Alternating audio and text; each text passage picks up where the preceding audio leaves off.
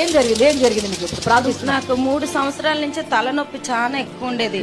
ఎంత హాస్పిటల్ కి తిరిగినా తక్కువ కాలే. ఇప్పుడు డాడీ ప్రేయర్ చేస్తున్నప్పుడు తలలో తాకినట్లు అయింది. నాకు మొత్తం క్లియర్ గా అయిపోయింది, తలనొప్పి ఫ్రీ అయిపోయింది. ఫ్రీ అయిపోయింది. గట్టిగా చెప్పలు కొట్టి దేవుని మహిమ పరుచుదామండి.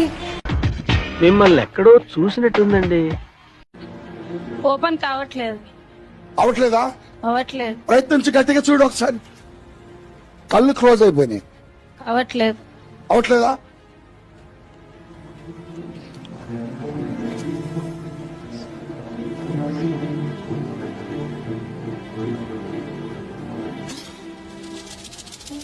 పేరు